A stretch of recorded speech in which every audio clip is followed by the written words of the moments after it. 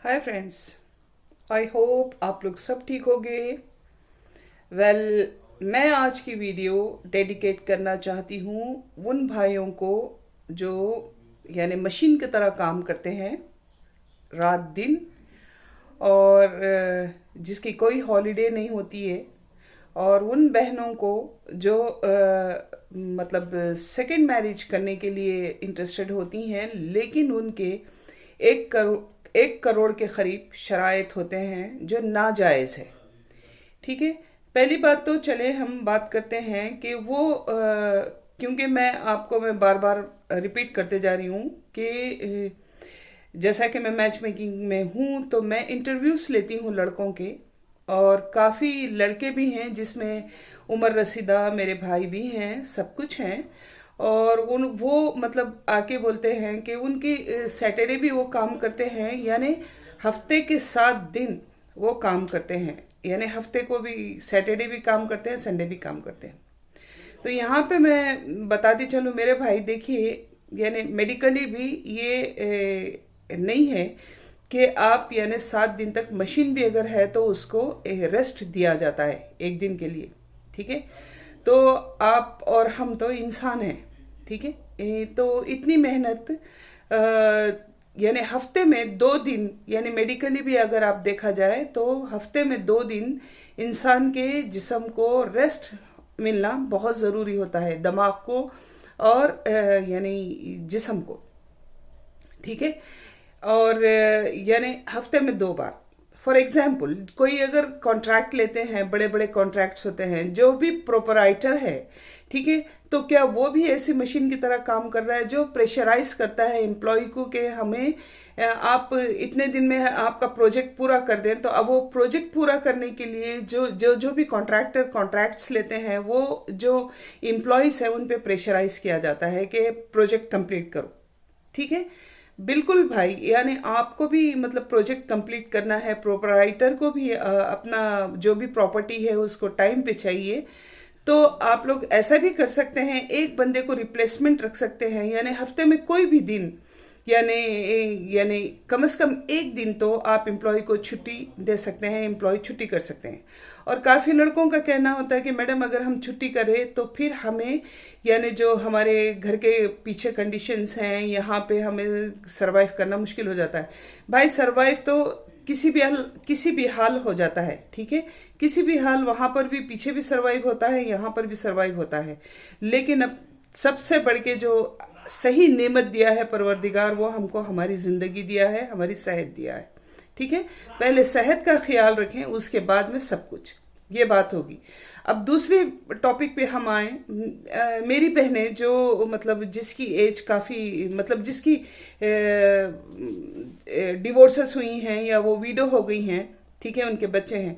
अब जब वो सेकंड शादी की कंडीशन रखती हैं तो वो कंडीशनें इतने रखती हैं कि चले, आपकी बेसिक कंडीशन है कि यहाँ के डॉक्यूमेंट्स हो या कहीं के भी डॉक्यूमेंट्स हो, आई एक्सेप्टेड, वाकई में होना चाहिए, कहीं ना कहीं के डॉक्यूमेंट्स होना चाहिए। ठीक है। और दूसरी कंडीशन ये होती है कि आपका बहुत बड़ा बिजनेस हो। ठीक है। आपके पास मतलब काफ़ी सारे एम्प्लॉयज़ हो, काफ़ी सारा आपके पास पैसा हो, आपके पास या तो ज़ाती घर हो। भाई, इतना सब कहाँ से रहेगा, आप बताएं मुझे। आप खुद अपने दिल पे हाथ रखें, रख के बताएं कि क्या इतना सब हो सकता है? नहीं हो सकता यार, ये इम्पॉसिबल है। ये इम्पॉसिबल कंडीशन है, आप लोग रख के अपना टाइम खराब कर रही हैं। ठीक है। कोई ना कोई, खुदा ने सबको 100% नहीं बनाया है। ठीक है। अगर आपको आपका मैच में, मैंने पहले भी बोला है, अगर 80% या 70% भी आपको नजर आता है तो एक्सेप्ट कर लें। 30% खुद खुद ब खुद कवर हो जाएगा वो, इंशाल्लाह, वक्त के साथ, हालात के साथ। ठीक है। ये हो गया। अब कोई कोई औरतें हैं जो जिसके मतलब जवान 2-2 बच्चे हैं, 3-3 बच्चे हैं, ठीक है, जवान बच्चे हैं, और वो शादी करने के लिए राजी होती हैं, और वो रिश्ता देखती हैं मेरे ज़रिए। ठीक है। मेरे ज़रिए, किसी के भी ज़रिए, मैं मेरे ज़रिए की बात करूंगी क्योंकि मैं यहाँ पे मैं कर रही हूँ अभी काम फिलहाल। ठीक है। अब उनकी कंडीशन ये रहती है कि उनको कोई यंग एज का लड़का नहीं चाहिए।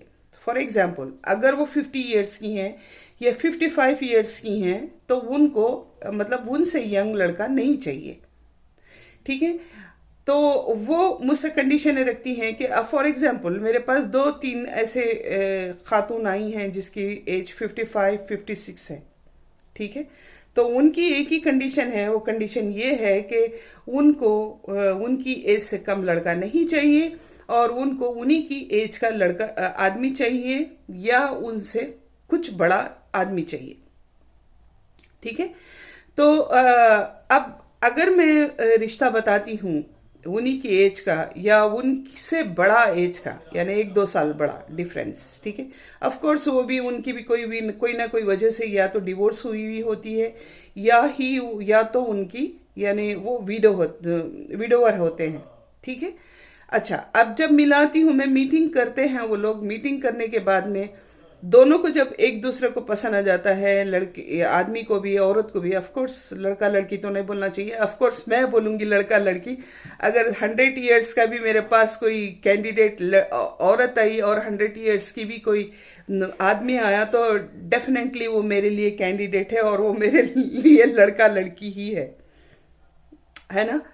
तो बहरहाल जब मैं मतलब मीटिंग कराती हूँ तो मीटिंग में होता है, ये एक बार नहीं कई बार हो चुका है, मैंने इससे पहले भी रिकॉर्ड किया है, अभी भी रिकॉर्ड कर रही हूँ वही टॉपिक पे कि संभलें थोड़ा आप लोग, ठीक है। अच्छा, जब आप बात करते हैं तो पहली मीटिंग में जब मेरे सामने बैठे रहते हैं, जब बोलते हैं कि भाई उसके आंखों में तो इश्क मोहब्बत था ही नहीं, जब वो पहली मीटिंग करा तो अगर कोई तो भाई इश्क मोहब्बत पहली बार जब मीटिंग में कर रहे हैं यार, उसकी इश्क मोहब्बत तो ख़त्म ही हो गया ना, उसकी बीवी मर गई या उसका बीवी से डिवोर्स हो गया, किधर का रहेगा यार। एक बार अगर घर खराब होता है तो दिल खराब हो जाता है, फिर वो इश्क मोहब्बत नहीं रह जाती, फिर एक दूसरे का असही सहारा देखते हैं, राइट। आप भी तो वही देख रही हो, आप भी तो सही सहारा देख रही हो, इश्क मोहब्बत आपकी भी नज़र में तो इश्क मोहब्बत नहीं रहेगा। चले, ये पॉइंट हो गया, ठीक है। अब दूसरे, अगर आप मिल लेते हैं तो आप सामने वाले पार्टनर अगर सीरियस है और वो आपकी रिस्पेक्ट कर रहा है, अपनी एज की रिस्पेक्ट कर रहा है, तो उससे ये बोला जाता है कि भाई आप मेरे मूड को चेंज करो, मुझे आप में मोहब्बत हो तब मैं फिर डिसीजन लूंगी। और मेरे सामने बोलते हैं कि हाँ हाँ ठीक है, सब ठीक है, हम लोग बात कर रहे हैं, हमारी मेंटालिटी देख रहे हैं, ये है। और उसके सामने वो आदमी अगर अच्छा है तो वो औरतें बोलती हैं कि भाई हमारा मूड से रोमांटिक बनाओ, उसके बाद में हम सोचेंगे आपके बारे में कि हम शादी। तो अब यहाँ पर देखें, मुझे बोलने बहुत ही अच्छा नहीं लग रहा है यहाँ पर बिल्कुल, लेकिन मैं फील्ड में अब खुद पड़ी हूँ तो मैं अब बताना चाहती हूँ। आप क्या रोमांटिकनेस देखना चाह रहे हैं? अगर आपको रोमांटिकनेस रोमांटिक अगर आप करना चाह रहे हैं, आपका मूड, अरे यार तो बोल दे मुझे खुला कि हम रोमांटिक मूड में हैं, हम रोमांटिक देखना है, मैं आपकी फोटो भी, आपका नंबर भी डाल दूंगी, फिर देखिए आपके कितने करोड़ों लोग आपके रोमांटिक मूड बनाएंगे।